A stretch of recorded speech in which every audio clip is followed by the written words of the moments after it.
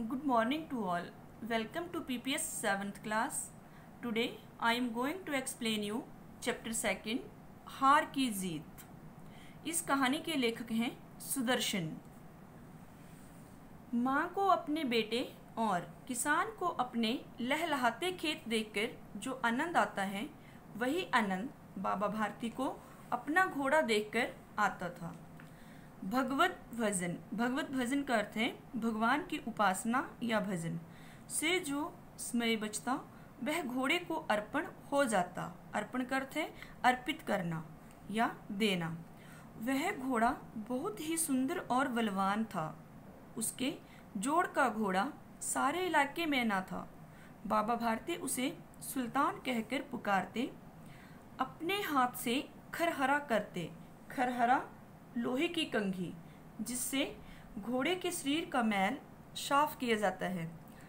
खुद दाना खिलाते और देख देख कर प्रसन्न होते थे. उन्होंने रुपया, माल, असबाब करते सामान, जमीन आदि अपना सब कुछ छोड़ दिया था. यहाँ तक कि उन्हें नगर के जीवन से भी घृणा थी. घृणा का अर्थ है नफरत. अब वे गांव के बाहर एक छोटे से मंदिर में रहते और भगवान का भजन करते थे. मैं सुल्तान के बिना नहीं रह सकूंगा. उन्हें ऐसा लगने लगा था वे उसकी चाल पर लट्टू थे. लट्टू को अर्थ है मोहित होना. कहते ऐसे चलता है जैसे मोर घटा को देखकर नाच रहा हो. जब तक संध्या के समय, संध्या करते शाम, सुल्तान पर चढ़कर 8-10 मील का चक्कर ना लगा लेते उन्हें चैन ना आता. खड़ग सिंह उस इलाके का कुख्यात डाकू था. कुख्यात का अर्थ है बुरे कामों के लिए प्रसिद्ध, मशहूर. लोग उसका नाम सुनकर कांपते थे. सुल्तान की कीर्ति का अर्थ है यश, उसके कानों तक भी पहुंची. उसका हृदय उसे देखने के लिए अधीर हो उठा.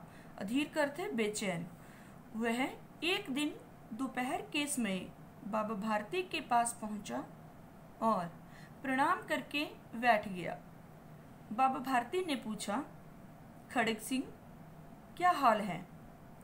खड़ग सिंह ने सिर झुकाकर उत्तर दिया, आपकी दया है. कहो इधर कैसे आना हुआ?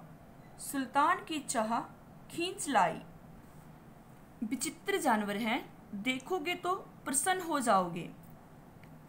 मैंने भी बड़ी प्रशंसा सुनी है. प्रशंसा करते तारीफ. उसकी चाल तुम्हारा मन मोह लेगी. कहते हैं देखने में भी बड़ा सुंदर है. क्या कहना, जो उसे एक बार देख लेता है उसके हृदय पर छवि अंकित हो जाती है. हृदय का अर्थ है दिल, मन. छवि तस्वीर. बहुत दिनों से अभिलाषा थी. अभिलाषा का अर्थ है इच्छा. आज उपस्थित हो सका हूं. बाबा भारती और खड़ग सिंह अस्तबल में पहुंचे. बाबा ने घोड़ा दिखाया घमंड से. खड़ग सिंह ने घोड़ा देखा आश्चर्य से.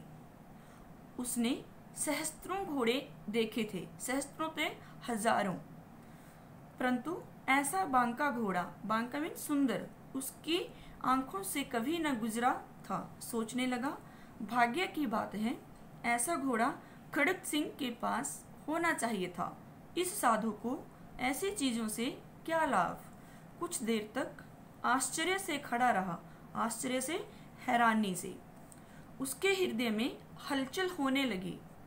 बालकों की सी अधीरता से बोला. अधीरता धैर्य के बिना. परंतु बाबा जी इसकी चाल ना देखी तो क्या देखा? बाबा जी भी मनुष्य ही थे. अपनी वस्तु की प्रशंसा दूसरे के मुख से सुनने के लिए उनका हृदय अधीर हो गया. घोड़े को खोलकर बाहर ले गए. घोड़ा वायु वेग से उड़ने लगा. वायु वेग हवा की गति से.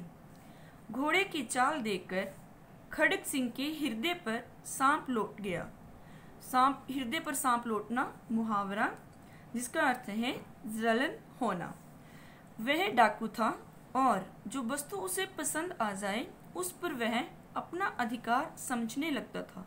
उसके पास बाहुबल था और आदमी थे। जाते जाते उसने कहा, बाबा जी, मैं यह घोड़ा आपके पास ना रहने दूंगा। बाबा भारती डर गए। अब उन्हें रात को नींद ना आती। सारी रात अस्तबल की रखवाली में कटने लगी। प्रतिक्षण प्रतिक्षण हर पल खड़ग सिंह का भय लगा रहता। भय का अर्थ है डर। परंतु कई महीने बीत गए और वह न आया। यहाँ तक कि बाबा भारती कुछ असावधान हो गए और इस भय को स्वप्न के भय की तरह समझने लगे। स्वप्न होता है सपना। संध्या का समय था। बाबा भारती सुल्तान की पीठ पर सवार होकर घूमने जा रहे थे। इस समय उनकी आंखों में चमक थी, मुख पर प्रसन्नता।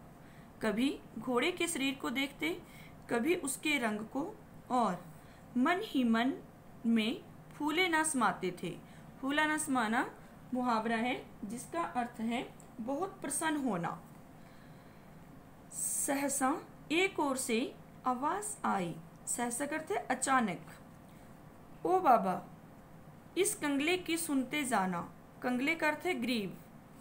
आवाज में करुणा थी। करुणा का अर्थ है दया। बाबा ने घोड़े को रोक लिया। देखा, एक अपाहिज वृक्ष की छाया में पड़ा कराह रहा है। बोले, क्यों, तुम्हें क्या कष्ट है?